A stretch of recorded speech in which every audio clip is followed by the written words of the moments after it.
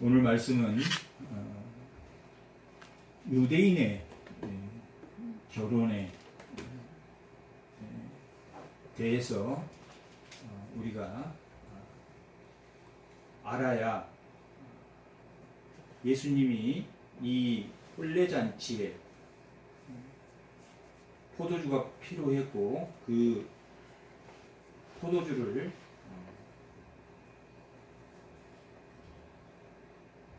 왜 만드셨는지, 왜 포도주가 필요한지, 그런 것들을, 그리고 그 포도주와 예수님과는 또 무슨 관계가 있는지, 그리고 결혼은 예수님과 무슨 관계가 있는지를 알 수 있을 것입니다. 우리가 오늘 창세기 2장에 첫 아담과 하와가 결혼을 한 것을 우리가 볼 수 있습니다.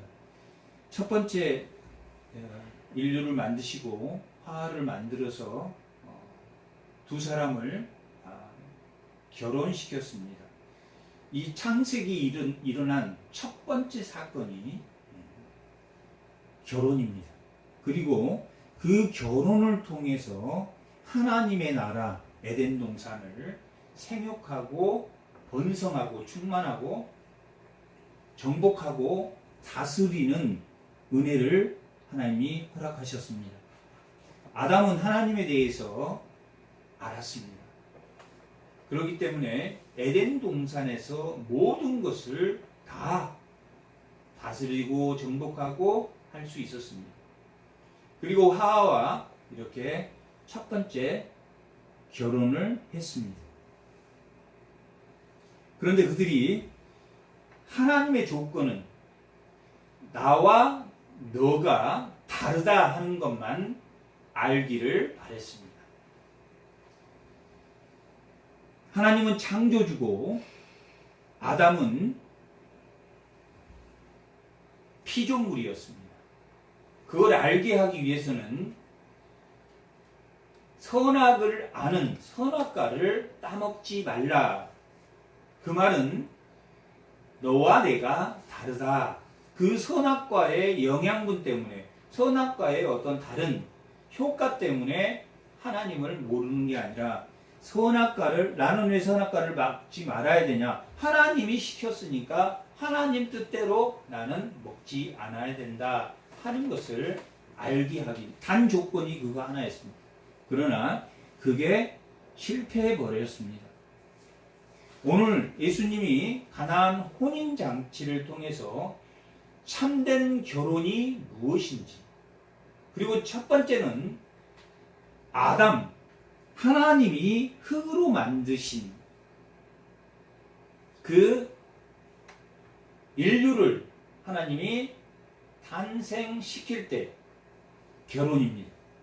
오늘 이 혼인잔치가 에덴을 경영하는 혼인, 하나님이 명령하신 혼인이고, 그 혼인을 통해서 어떻게 하나님이 하나님의 왕국을, 에덴 동산을 경영하려고 했었는지, 그 혼인잔치가 결국은 이 땅에 예수님이 신랑으로 오셔서 믿는 자 모두가 신부로 그와 함께 하나님의 성산에 올라가는 것이기 때문에 결혼이 요한복음의 첫 번째 사건으로 등장합니다.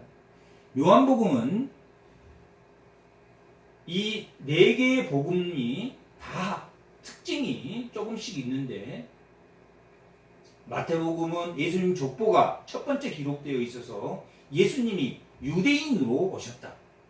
그리고 그것이 성취되었다. 마가복음은 첫 하나님의 아들, 첫 귀절이 하나님의 아들이라고 기록되어 있어서 하나님의 아들의 이적을 보임으로 인해서 그 사역을 통해서 이분이 하나님의 아들이라는 것을 보여주는 그러한 기록이고, 누가복음은 하나님을 구속사적으로 기록했다면 요한복음 시작이 예수님의 존재에 대해서, 그는 말씀이셨고 그는 하나님과 함께 있었고 그가 하나님이었다. 예수님의 존재에 대해서 복음서로서의 기록에 두었다라고 말씀을 드렸습니다. 그래서 요한복음에는 7가지의 표적이 나오는데 보통 우리가 어떤 예수님이 일어난 일을 병자를 낫게 한다든가 이런 것들을 이적이라고도 표현하고 또한 표적이라고도 표현합니다. 이적은 하나님이 그들의 믿음을 보시고 하나님이 이적을 베풀어서 낫게 해주셨다면, 표적은, 이적과 표적이 다른 것은 뭐냐면, 표적은 뭔가를 보여주기 위해서, 이분이 하나님이 아들이라는 것을 이분이 말씀이며 이분이 하나님과 함께 계시는 분이며 또한 하나님이시라는 것을 알게 해주기 위한 사건을 우리가 표적이라고 합니다. 야구 투수가 이 공을 던질 때 포수가 사인을 하면 그 사인을 보고 스트라이크를 던진다든지 볼을 던지는 것처럼 이 표적을 통해서 이분이 하나님이시며 창조주이시며 또한 중보자이시며 계시자라는 것을 알게 해주는 것이 표적입니다. 첫 번째 표적이 혼인잔치입니다. 이 혼인잔치를 이용했다 하는 것은 예수님이 이 땅에 신랑 되심과 그리고 우리가 신부로서 이 예수님과 함께 하나님의 성산에 가야 혼인잔치로 결혼을 해서 가야 되기 때문에 예수님의 첫 표적이 혼인잔치였습니다. 유대인들은 결혼할 때 양부모가 먼저 자기 자녀들을 결혼시킬 것을 약속합니다. 그것을 약혼이라고 합니다. 그리고 약혼한 후에 이제 자녀들이 자라면 정혼이라는 것을 하게 됩니다. 마리아와 요셉, 예수님의 어머니 마리아와 요셉이 정혼 관계에 있었던 것처럼 먼저는 부모가 약혼을 한 후에 그 다음에 그들이 성장하면 이제 우리가 이제 결혼을 하자라고 그렇게 해서 정혼식을 하게 됩니다. 정혼식을 할 때 신랑은 신부에게 포도주를 따라줍니다. 포도주를 따라주면서 유대인 그 신랑이 신부에게 나는 나의 모든, 내가 잠깐 읽어드리겠습니다. 나는 당신을 나의 아내로 맞이하고 싶습니다. 이 포도주는 당신에게 따라줌으로써 나는 당신을 위하여 내 생명을 바칠 것을 다짐합니다. 당신도 이 잔을 받아 마심으로 나의 아내가 되어주길 바랍니다. 라고 이 정혼식 때 그렇게 포도주를 따라줍니다. 그렇게 사랑을 고백한 후에는 신랑이 어디에 가냐면 자기 집으로 돌아갑니다. 집으로 돌아가서 1년 동안 결혼식에 혼인잔치를 할 모든 준비를 다 갖춥니다. 먼저는 집을 짓습니다. 집을 마련하고 그 다음에 혼인잔치에 필요한 이 혼인잔치는 보통 유대인들은 2대 동안 일주일 동안 하게 됩니다. 그래서 많은 하객을 초청합니다. 그리고 이제 모든 준비가 마치면 자기 아버지에게 저 준비가 다 됐습니다 아버지라고 말하면 아버지가 그래 신부를 데려와라. 그래서 가서 신부를 데려와서 결혼식을 2대 동안 하게 됩니다. 그렇게 첫날은 그렇게 결혼식을 하게 되면 유대인들은 포도주가 굉장히 비싼 음료일 뿐만 아니라 술을 잘 먹지 않습니다. 술을 먹지 않기 때문에 특별히 결혼식 날만은 이 포도주로 마시는 것이 허용되지 된다고 합니다. 이렇게 결혼식 때 포도주를 마심으로 인해서 기쁨을 누렸습니다. 그리고 이 결혼식은 그들이 대속죄일이라고 해서 1년에 한 번 금식을 하고 자기가 하나님 앞에 나아가서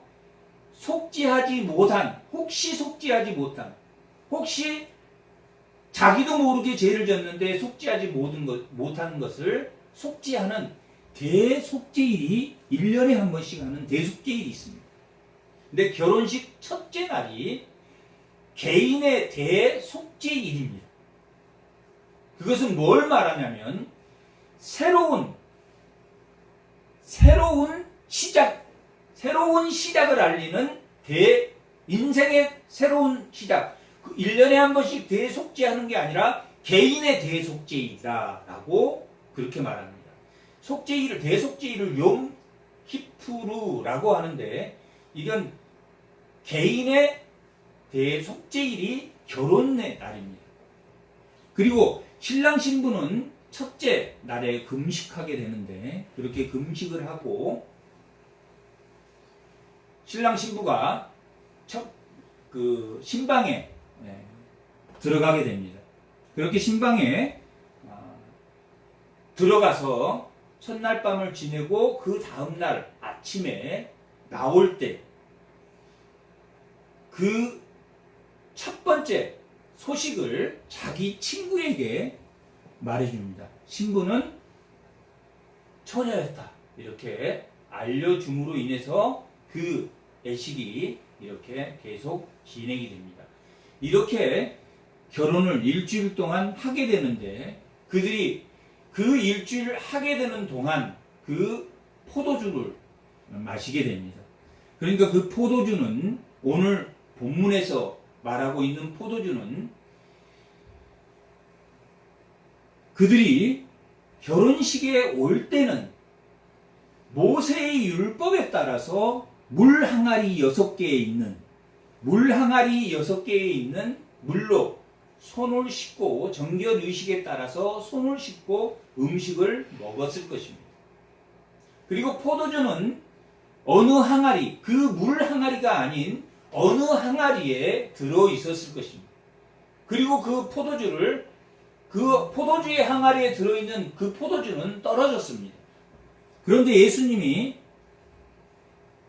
그 물 항아리 6개, 두세 통이 들어가는 물 항아리 6개의 그 물통이 유대인들이 치르는 정결 의식에서 이미 그 물이 정결 의식을 하느라고 다 쓰여졌음을 알 수 있습니다. 왜 그러냐면 두세 통 항아리에 예수님이 다 목까지 물을 채워라 라고 기록한 것으로 보아서는 혼인잔치에 손님이 거의 다 와서 물로 정결의식을 다 치루었고 물이 떨어졌음을 알 수 있습니다.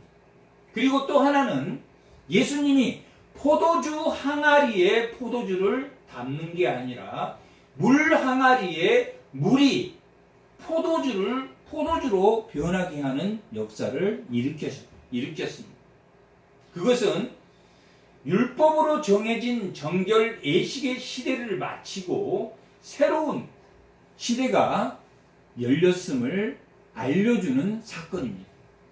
그것이 무슨 사건이냐면 유대인의 결혼이 새로운 것의 변화로서의 사건인 것을 보여주는, 이 포도주는 그 물을 대체하는 포도주를 만드심으로 참된 결혼은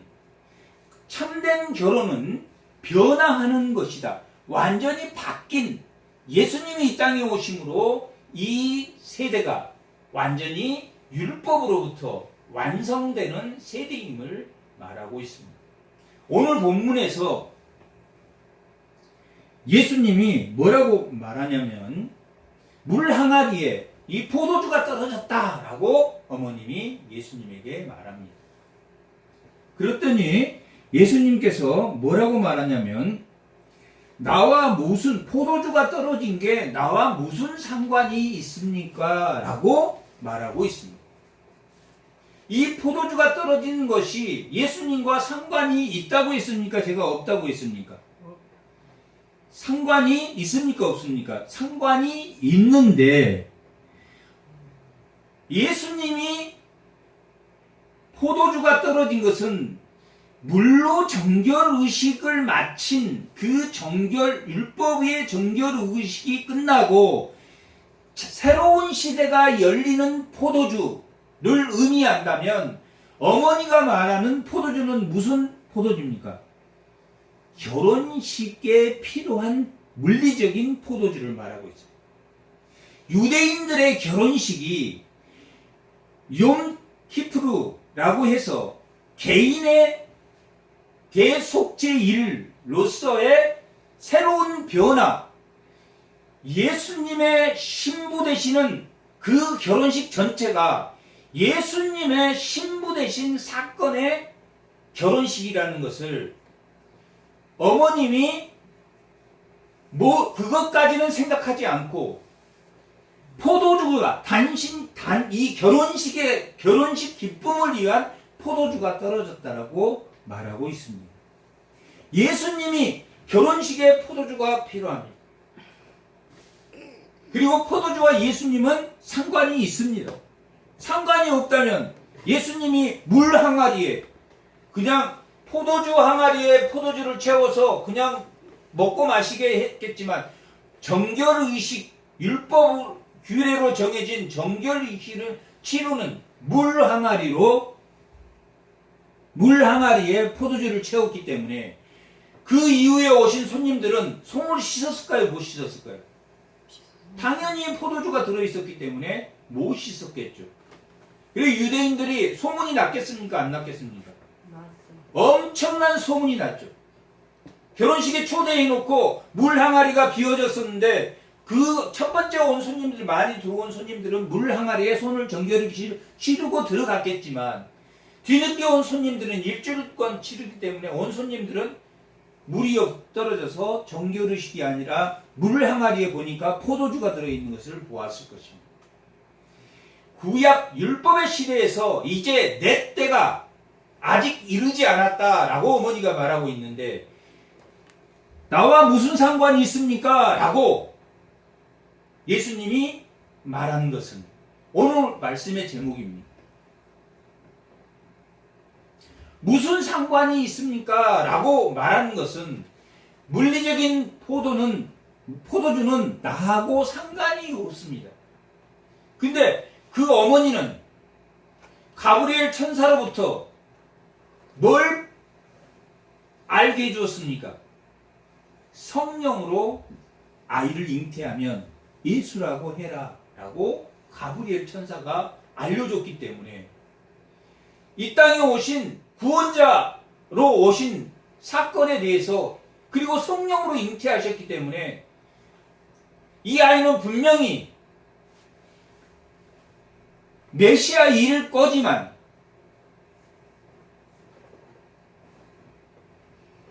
언제 아이가 메시아로서 사명, 그 유대인들이 바라고 있는 다윗과 같은 힘이 세고 이 만국을 다 정복해서 만국 위에 서는 왕이 될 것인가 하는 어머니로서의 나이가 이제 30 정도 됐는데 어머니로서의 그런 막연한 기대가 있었을 것입니다.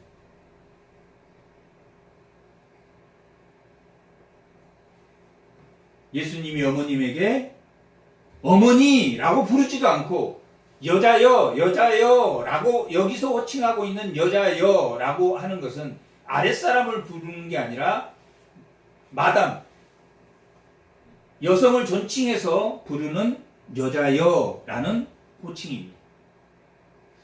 어머니가 아니고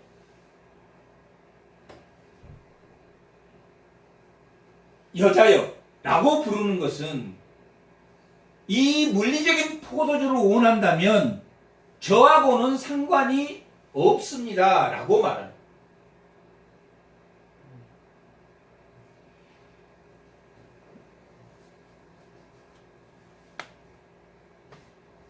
마태복음 12장 50절 한번 보겠습니다.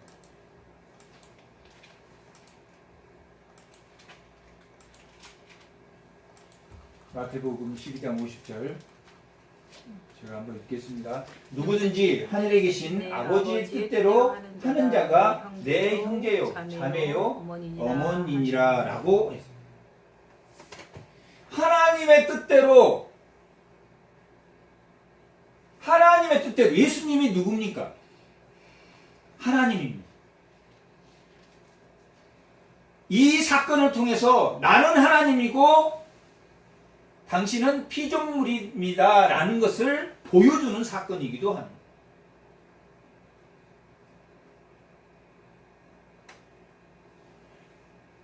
물리적인 포도주를 원하신다면 저하고는 상관이 없습니다. 하나님의 뜻대로 행하지 않으면 내 뜻대로 행하지 않으면 예수님의 뜻대로 행하지 않으면 어머니가 아닙니다 라고 말하고 있는 것과 같습니다. 이 12장 위의 사건은 바알세불의 사건이 있습니다. 마귀의 왕인 바알세불의 힘을 입어서 예수님이 이 모든 기적을 일으키고 있다라고 바리새인들이 그렇게 말하고 있습니다. 그래서 어머님이 뭐 했겠습니까? 걱정돼서 그 형제들과 함께 예수님을 찾아왔습니다. 믿음으로 찾아왔겠습니까? 걱정, 근심으로 찾아왔겠습니까? 걱정, 근심으로 찾아왔기 때문에 하나님의 뜻대로 행하지 않으면 하나님의 뜻대로 행하는 자가 나의 형제고 자매라고 고백하고 있습니다. 형제, 자매요, 어머니다. 나를 주로 믿어야지 어머니고 나를 바알세불의 왕에 의존해서 내가 이적을 행하는 그런 사람이라고 만약 생각하고 있으면 하늘의 형제가 될 수 없습니다 라고 말하고 1장 13절에 1장 13절 한번 읽어보세요. 요한복음 1장 13절. 이는 혈통으로나 자녀로서나 육정, 학벌이나 나이나 명예나 무슨 친구나 그런 관계, 친구 관계나 혈통 관계나 사람의 뜻으로는 하나님의 아들이 하나님으로부터 난 자가 될 수 없다. 어머니라도 형제라도 혈통이나 육정이나 고향이나 동창이나 그런 걸로는 하나님의 자녀가 하나님의 공동체 안에 함께 할 수 없다라고 1장에서는 기록하고 있습니다. 육정이나 혈통이나 사람의 뜻으로 하나님의 자녀가 되는 것이 아니다. 고향 찾고 나이 찾고 학벌 찾고 학교 찾고 그걸로는 하나님의 자녀가 될 수 없습니다. 어머님이 말한 상관없습니다. 세례 요한은 예수님과 상관이 있었습니까? 없었습니까? 세례 요한은 왜 상관이 있었습니까? 나는 그리스도가 아니요, 나는 엘리야도 아니고, 나는 그 선지자도 아니고, 나는 누구에 의존하는 자다? 예수님에게 의존한 자다. 그가 없으면 나는 아무것도 아니다. 그로 말미암지 않고는 어느 것도 존재하는 것이 아무런 의미가 없다라고 요한복음 1장 3절에는 기록하고 있습니다. 그가 없이 아무것도 된 것이 없더라. 그가 없이 아무것도 된 것이 없고 그가 없으면 그 요한복음은 세례 요한은 3장에 보면 3장 22절 이하에 보면 나는 그는 흥하고 나는 쇠하여야 한다라고 고백하고 있어요. 우리는 사라지는 거예요. 광야의 소리입니다. 우리는 소리는 외치고 난 다음에 없어지는 거예요. 누구만 남습니까? 예수님만. 우리는 이 땅에 온 이유가 뭡니까? 예수님을 증거하는 자로. 각자 역량에 따라서 조금은 많은 차이들은 있지만 아무튼 어떻게 됐던 예수님을 증거한, 삶의 현장에서 예수님을 증거하는 자. 상관이 없는. 이 장의 옆에 보면 혼례잔치가 나오고 그 다음에 성전을 정결하게 하는 내용이 이 장에 두 개의 사건이 있습니다. 예수님이 왜 이 성전을 정결하게 해야 됩니까? 정결하지 않으면 상관이 있습니까? 없습니까? 성전이 성전다우지 않으면 상관이 있습니까? 없습니까? 상관이 없기 때문에. 그 안에서 양을 파는 자, 그 안에서 돈 받고 주는 자, 다 상관이 있는 자들입니까? 상관없는 자들입니까? 상관없는 자들. 성전을 정결하게 하는 사건이지만은 성전을 정결하게 한다는 것보다는 그 성전을 헐라라고 기록되어 있습니다. 세례 요한이 나는 세어하여야 되겠고 나는 내 이 몸 성전은 사라져야 되겠고 예수님의 성전에 붙어서 연결돼서 예수님이 영광이 드러나는 것이 내 성전이 살아있는 것입니다. 상관이 왜 이 성전 사건을 통해서 여기에 나오는 돈밥 걸어주는 자, 매매하는 자, 양을 파는 자, 제물로 사용한 그 모든 것들을 예수님이 엎어버렸겠습니까? 그것들이 필요합니까? 필요치 않습니까? 이후에 예수님의 때가 되면 필요합니까? 필요하지 않습니까? 필요 없는 것들이. 왜? 예수님이 뭐가 되기 때문에? 참 제물이기 때문에. 이 정결 의식장에서 이 물 항아리의 물이 예수님 때가 되면 필요합니까? 필요하지 않습니까? 필요하지 않기 때문에 물 항아리에 그냥 포도주 항아리에다 포도를 채우면 되는데 물 항아리에다가 포도주를 채우는 것은 내 때를 준비해라. 내 때를 준비하라고 지금 세례 요한이 얼마나 외쳤습니까? 예수님의 때가 온다. 나는 물로 세례 주지만 그는 뭘로? 세상 죄를 지고 가는 어린 양으로 성령으로 우리에게 세례를 주는 사람이다. 물로 세례를 줘서 세례 요한은 회개하게 사람들을 하지만 회개한 이후에 그 안에 뭘 채워야 된다고 했습니까?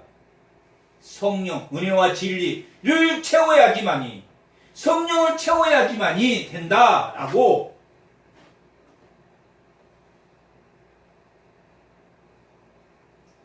자기 몸을 정결하게 했던, 귀신을 쫓아내고 정결하게 했는데 그 다음에 여기 청소가 잘 됐네, 7 귀신이 들어갔다고 했습니다. 그 안에 은혜와 진리, 성령을 채워야 됩니다. 예수님은 그 죄를 사할 뿐만 아니라 또한 성령, 물과 성령으로 채우십니다.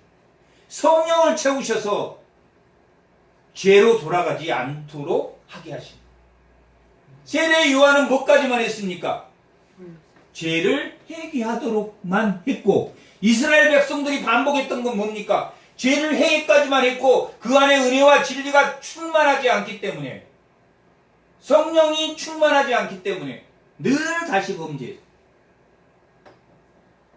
오늘 우리 이 시대에도 마찬가지로 죄는 회개하지만 하나님의 말씀으로 채우지 않으면, 은혜와 진리로 채우지 않으면, 성령으로 채우지 않으면 우리가 다시 견고한 내 진내 위에서 우리가 두려워하고 우리가 세상에 묶여가는, 세상의 진리에 의존해가는, 세상의 진리를 인정하고 마는, 세상의 진리를 인정해야 됩니까? 인정하지 말아야 됩니까?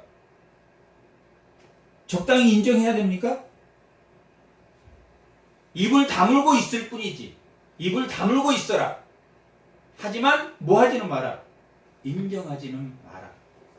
시편 한번 보겠습니다. 시편 4장.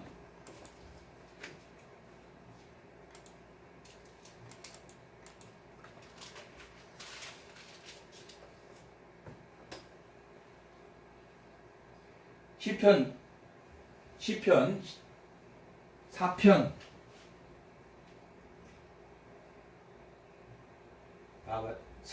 그 4장 2절 한번 잠깐 다 같이 한번 읽어보고. 인생들아, 여기 인생들아 라는 이 인생은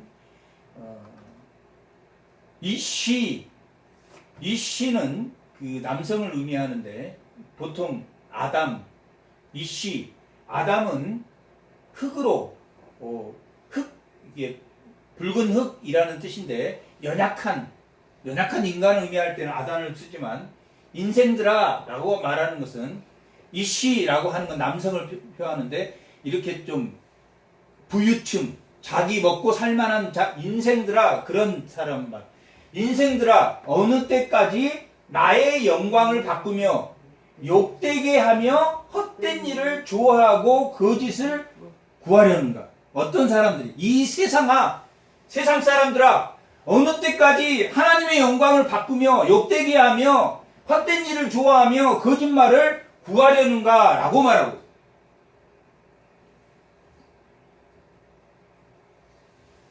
사절 한번 보겠습니다.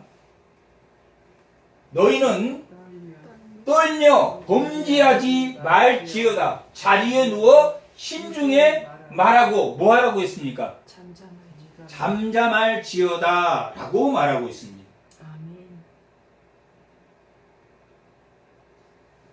인생들이 거짓말하고 우리를 헛되게 하고 할 때 가서 대항해서 싸우고 어쩌고 뭐 네 말이 맞다 내가 맞다 그렇게 할 필요가 없다.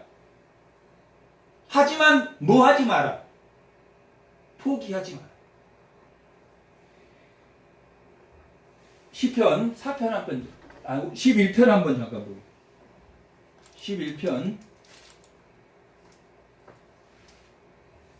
1절부터 3절까지 한번 보고 내가 여호와께 피하였거늘 너희가 내 영혼에게 새같이 내 산으로 도망하라 함은 어찌함인가. 악인이 활을 당기고 화살을 시에 먹임이며 마음이 다른 자를 어두운 데서 쏘려 하는 도다. 터가 무너지면 의인이 무엇을 하랴. 이 말은 악인들이 하나님의 진리를 대적하는데 화를 먹이고 화를 당기고 어둠 속에 숨어서 그 진리를 깨트리려고 하는데 그 진리가 그 터가 무너지면 의인이 무엇을 하랴 라고 말하고 있는 것은 하나님의 진리의 터를 지키라는 이야기입니까? 그냥 내두라는 이야기입니까? 그냥 악인들이 하는 대로 내두라라는 말입니까? 터가 무너지면 의인이 무엇을 하겠느냐? 하나님의 진리가 무너지면 그 악인들이 어둠에서 쏘고 당기고 괴롭게 한다 그래도 터를 뭐하라는 이야기입니까? 지켜야 돼. 포기하지 마라.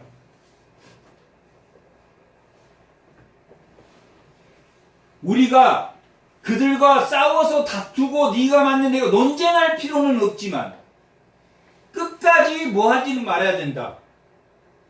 터를 지켜야 된다. 포기하지 말아야 된다. 지금 유대인들이 이 성전에서 하고 있는 것은 터가 어떻게 되어버렸습니까? 터가 무너진 인생을 살고 있는 하나님과 상관없는 행동을 하고 뭔 말이냐면 이 세상 사람이 어떻게 나를 괴롭게 하더라도 나는 내 진리를 입으로 떠들고 맞네 틀리네 논쟁하지 말고 포기하지 말고 지키면 하나님이 지켜주시겠다라고 하는 것이 결국은 이 4장이나 시편 4편이나 11편은 하나님이 지켜주심으로 나는 그를 찬양하리라 라고 하는 탄식시입니다. 개인 탄식시입니다. 나는 이렇게 악인들이 괴롭게 하는데 내가 이 하나님의 진리의 터를 내가 지킬 수 있겠느냐? 그러나 포기하지 않는 자에게는 하나님이 악인에게는 벌을 주고 반드시 그를 세운다 하는 것이 그 뒤에 마지막에 하나님을 찬양하는 것으로 탄식이 끝납니다. 욥이 하나님에게 탄식한 것처럼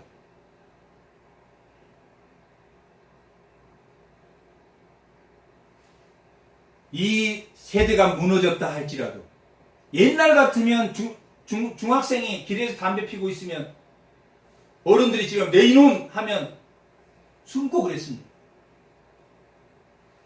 지금은 터가 무너졌습니까? 안 무너졌습니까? 터가 무너졌다. 그러나 뭐하지 말으라는 이야기입니까? 포기는 하지 마. 그러면 누가 하신다? 하나님이 하신다. 끝까지 우리가 긍휼하게 지켜봐 줄 사람들. 그 아이가 담배를 피웠으니까 아이 저놈 틀려먹었네 하고 끝내지는 마라. 이 세상에 터가 무너졌어도 터가 무너지면 이 질서가 무너질 대로 무너졌. 이웃 간에 싸우고 이 터가 무너졌습니다. 그래도 의인이 터가 무너지면 의인이 무엇하다. 터가 무너졌는데 의인이 양이나 팔고 세상에 붙어서 거기에 맞게 이렇게 하면 그 의인은 아무 의미가 없다. 한번 그 4절 이하에도 한번 여호와께서는 그의 성전에 계시고 여호와 보좌는 하늘에 있으며 그의 눈이 인생을 통촉하시고 그의 안목이 그들을 감찰하시는도다. 올려보세요. 계속.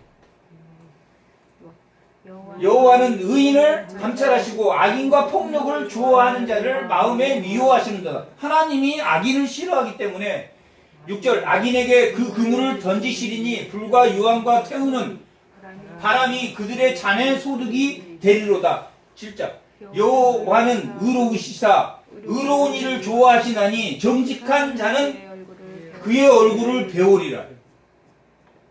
이 시인이 이 터가 무너진 이 세상에 자기를 괴롭게 하고 힘들게 할 때 그 심중에 잠잠하여 끝까지 참아내고 똑같이 야 네가 내 말이 이렇게 하지 말고 끝까지 잠잠하고 하나님이 정직한 자를 의인을 하나님이 아시니까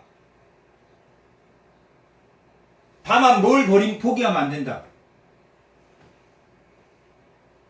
터를 포기하고 세상에 의존해서 세상의 뜻대로 의존해서 살아가지 않으면 하나님이 지키신다. 성전에서 장사하는 것, 하는 것, 그거 하나님이 신명기에 허락한 겁니다. 왜 그러냐면 그 6월절이나 장막절이나 그때 디아스포라 외국에서 많이 예루살렘에 오고 또 북쪽에서 오는데 먼 길을 그 양을 들고 올 수 없기 때문에 하나님이 그 먼 데서 신명기 14장에 보면 먼 데서 오는 그들을 위해서 제사장이 허락하에 그것을 팔도록 했습니다. 그런데 어디서 팔도록 했냐면 기드론, 서쪽이 기드론 골짜기가 있는데 성전이 있으면 서쪽에 기드론 골짜기가 있는데 감람산 및 기드론 골짜기 그 끝자락 감람산 아래에서 이 양들이나 이런 것들을 거래하게 했습니다. 근데 그게 어디로 들어와 있습니까? 성전에 이방인의 뜻에서 장사를 하게 됐다. 성전 안에서라고 기록되어 있습니다. 성전 안에서 소와 양을 팔았다. 뭐가 무너졌습니까? 터가 무너졌다. 터를 지켜야 할 사람들이 터가 무너졌다. 고통스럽고 힘들지만 누구에게 의존해서 하나님에게 의존하면 터가 무너지지 끝까지 붙들어야 된다. 끝까지 포기하지 말아야 된다.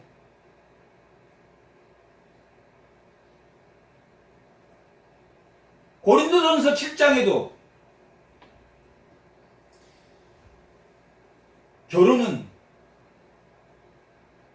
유대인의 결혼은 신랑 되신 예수님에게 우리가 신부되는 결혼과 같은 의미를 가지고 있습니다.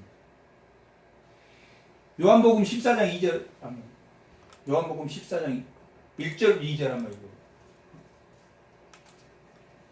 자, 1절 2절 한번. 너희는 마음에 근심하지 말라. 하나님을 믿으니 또 나를 믿으라. 내 아버지 집에 거할 곳도 많도다. 그렇지 않으면 너희에게 일렀으리라. 내가 너희를 위하여 거처를 예비하려 가노니. 올려보세요. 3절까지. 예비하러 가느니 가서 너희를 위하여 거처를 예비하여 내가 다시 와서 너희를 내게로 영접하여 나 있는 곳에 너희도 있게 하리라. 예수님이 신랑입니까 아닙니까? 신랑으로 하늘에 가서 이 세상 결혼은 아버지 집에 가서 자기 아버지 집에 가서 예비할 거처를 1년 동안 이 혼인을 위해서 결혼한 것처럼 예수님이 우리의 신랑 되시기 때문에 내가 하늘에 먼저 가서 너희의 거처를 준비하겠다라고 말. 이 세상에 하나님 뜻이 아닌 게 있습니까? 없습니까? 다 하나님 뜻대로 가. 우리가 아픈 것조차, 암에 걸리는 것조차 하나님의 뜻이다.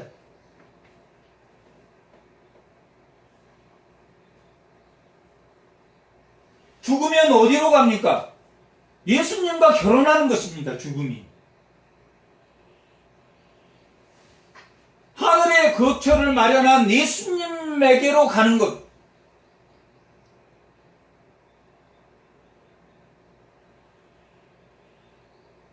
죽음이 좋은 것입니까? 나쁜 것입니까? 예수님과 결혼하는 것, 죽음은.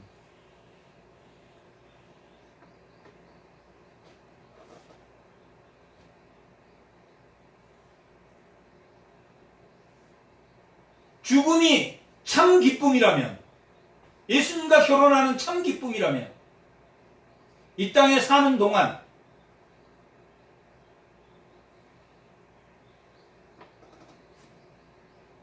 포기하고 있는 것들을 내려놓지 않고 끝까지 그를 위해서 기도해주고 끝까지 붙들고 신랑 대신 예수님에게 가는 것보다 더 큰 행복한 것이 어디 있겠습니까?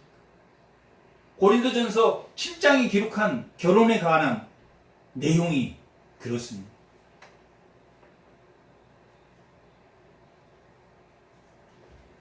믿지 않는 아내가 믿지 않았을 때, 남편이 믿지 않았을 때, 그들과 결혼했을 때 그들을 언젠가 하나님이 구원하실지 내가 어찌 알겠느냐 라고 기록되어 있습니다.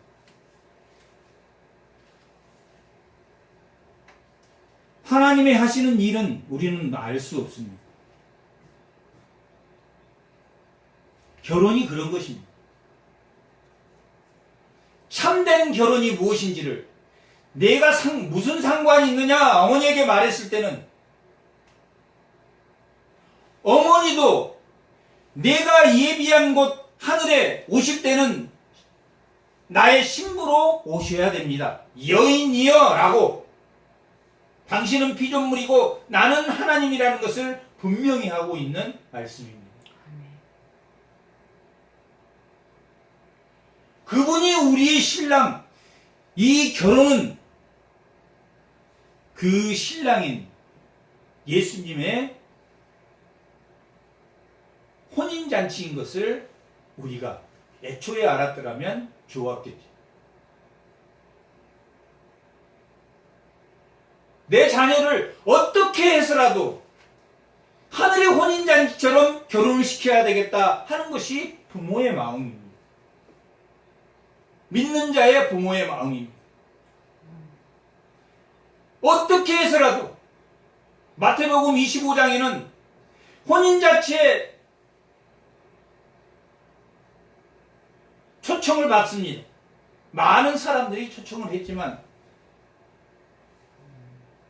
초청받는 이래서 안 와, 나는 뭐가해서 뭐해서 못 가고 뭐해서 못 가. 많은 사람이 안 오니까 길거리 내거리에 가서 초청해라.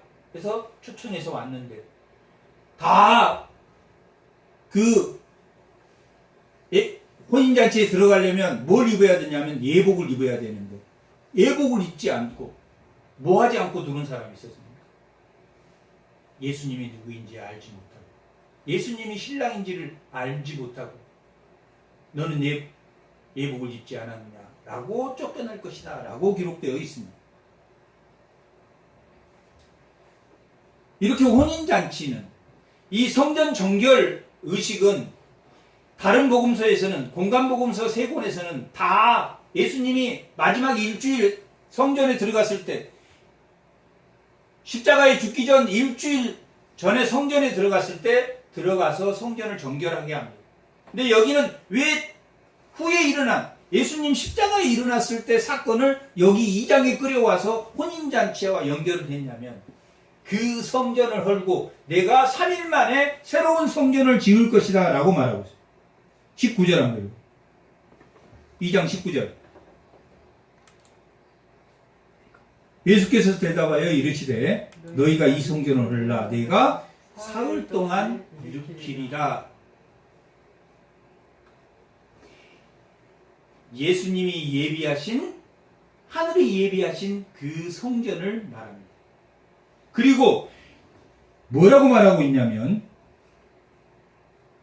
16절 한번 읽어보겠습니다. 2장 16절. 비둘기 파는 사람들에게 이르되 이것을 여기서 가져가라. 내 아버지 집. 누구의 집입니까? 내 아버지의 집. 예수님이 누굽니까? 예수님의 존재가 뭐라 그랬습니까? 말씀이시고 하나님과 함께 계시고 하나님이시다. 하나님의 집, 내 집. 하나님의 집은 삼위일체이기 때문에 누구의 집입니까? 예수님의 집입니다. 이 예수님의 집에 상관없는 자들은 다 나가야 된다라고 말하고 있는 것입니다. 이 혼례식에 이 포도주를 만드는 것이 진정한 결혼. 아담과 하와가 결혼했을 때 내 뼈 중에 뼈요, 내 살 중에 살이라고 고백하는 것처럼 예수님과의 혼인임을 보여주는 에덴 동산이 아닌 새로운 창조의 질서를 경행해 나가는 새로운 운명의 전환점에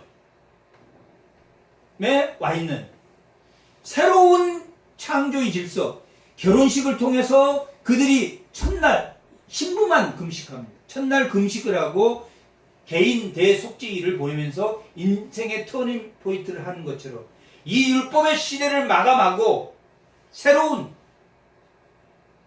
시대를 여는 물로 정결의 예식을 취했던 그 물의 율법의 시대가 끝나고 창조한 것이 아닌 예수님의 피로 정결의식을 치러야 하는, 내 피를 마시지 않고는 하나님 나라에 갈 수 없다라고 말하고 있는 것처럼 포도주로 그래서 성찬을 하는 것입니다.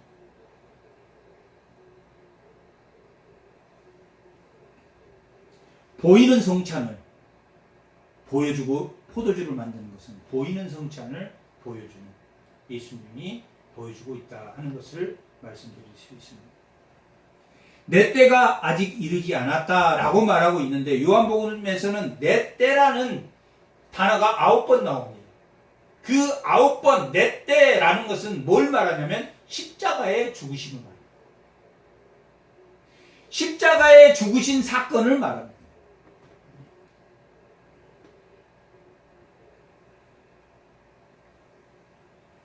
내 때가 아직 이르지 않았다 하고 말할 때 어머니는 뭐라고 말합니까? 하인들에게 이르되 너희에게 무슨 말을 하든지 그대로 하라 이렇게 말해요. 어머니는 어느 정도는 뭐 했습니까? 알았습니까? 알았다.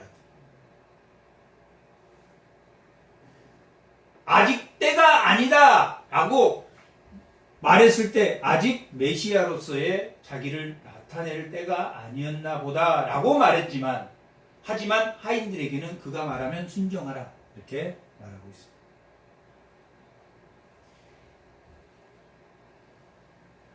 그리고 유대인의 정결의식에 따라 돌 항아리 6개를 놓아놨는데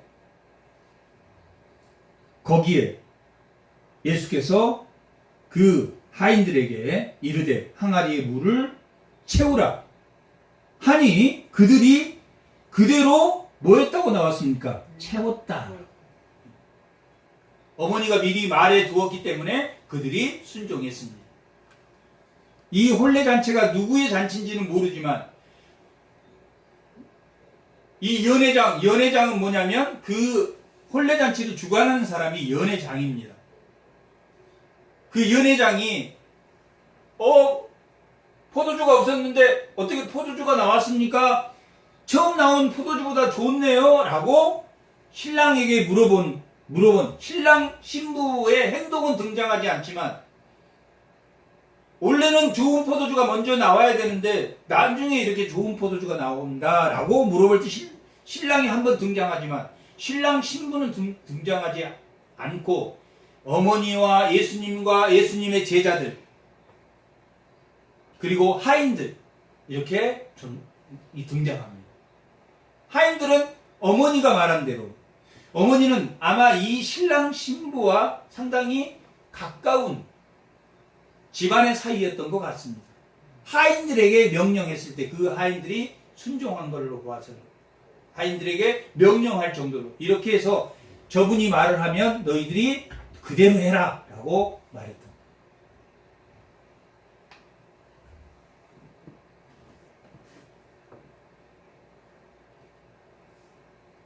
그래서 물이 포도주로 바뀌었습니다. 세례 요한은 물로 세례를 주지만 저분은 물과 성령으로 세례를 줄 것이다 라고 말한 것처럼 첫 번째는 물 항아리가 그 항아리에 물이 들었지만 예수님은 그 물이 든 항아리에 포도주를 채우셨습니다.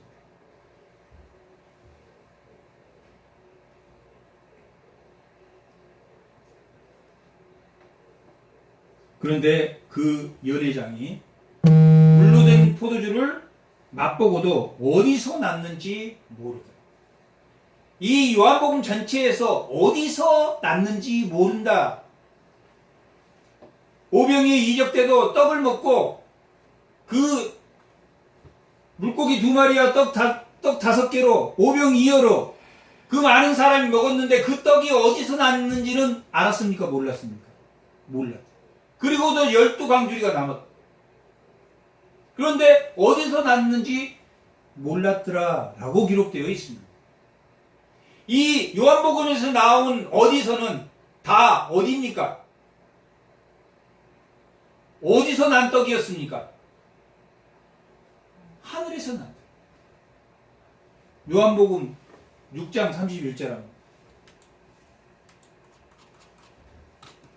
30절부터 31절까지 다 같이 읽어보겠습니다. 그들이 묻되 그러면 우리가 보고 당신을 믿도록 행하는 표적이 무엇입니까? 하시는 일이 무엇입니까?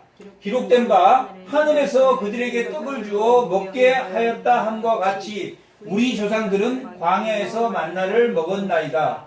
예수께서 이르시되 내가 진실로 진실로 너희에게 이르노니 모세가 너희에게 하늘로부터 떡을 준 것이 아니라 내 아버지께서 너희에게 하늘로부터 참떡을 모세가 준 게 아니라 누가 준 겁니까? 만나를 하나님이죠.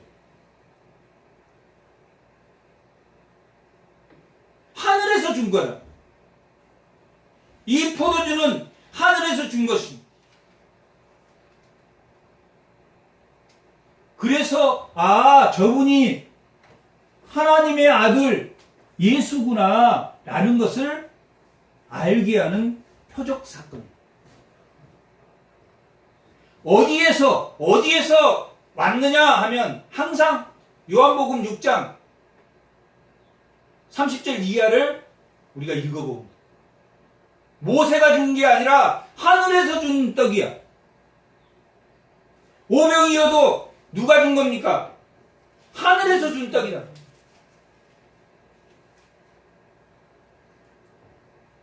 예수님은 예수님이 준 떡입니다. 예수님이 준 떡.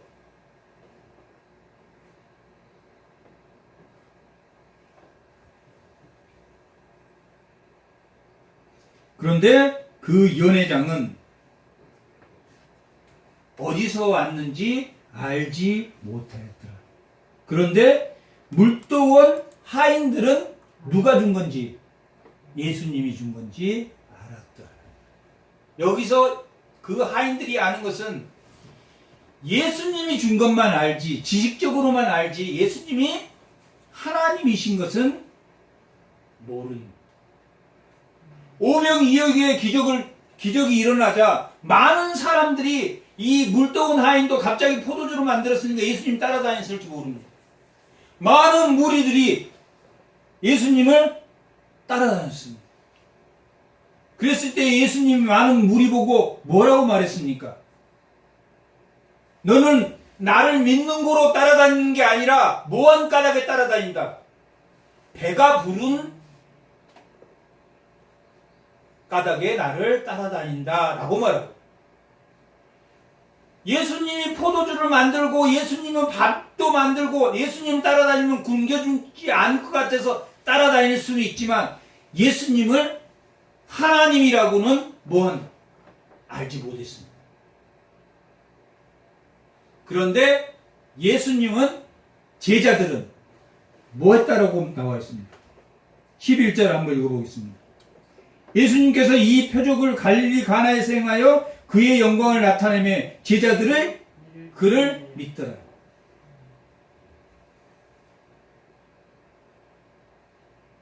믿기는 믿었지만 만약 믿지 않으면 제자들이 상관이 있는 사람입니까? 없습니까? 상관이 없는 사람. 어머니가 하인들에게 만약 저분이 뭔가 하면 그분 말씀대로 순종해라 라고 말하고 있는 것은 상관이 있는 거지만, 단순히 이 결혼식을 위한 포도주를 원했다면 상관이 없는 사람입니다. 이미 성전 안에서 터가 무너졌습니다. 기존 질서가 무너졌다는 뜻입니다. 기존 질서가 무너진 그 성전 안에서 장사치들이 편리주의를 위해서 기드론 골짜기 서쪽 감람산 아래서 장사해야 되는 것들이 성전 안에 끌어 들어와서 장사를 하는 그 세속적인 것이 예수님과 상관없는 일입니다.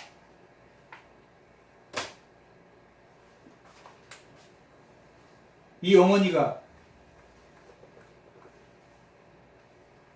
아직은 정확하지는 않지만 그래도 하인들에게 명령하는 상관 있는 일을 행했고, 또 제자들은 예수님을 믿었더라. 뭘 통과해야 됩니까?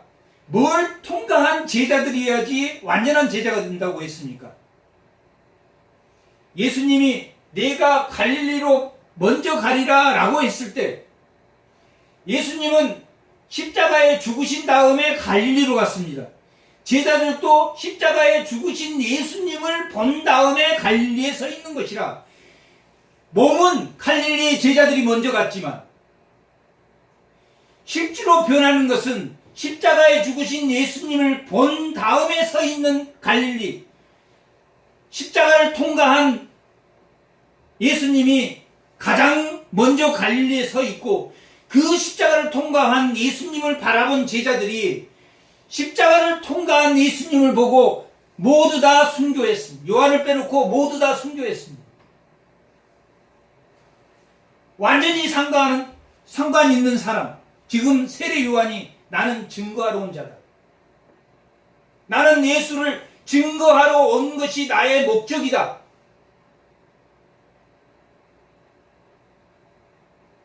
인간은, 이 세상의 질서는 뭐가 목적이냐면 수단이 목적입니다. 이용해 먹으려고, 이용해.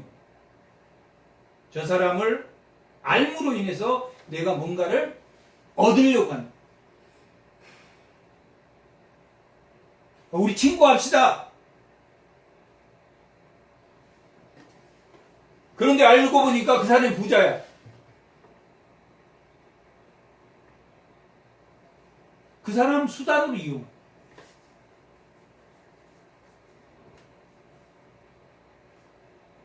목적이 뭡니까?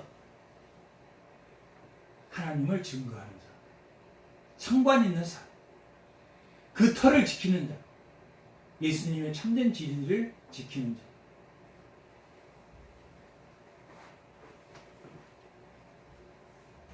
좋은 포도주를 지키는 자.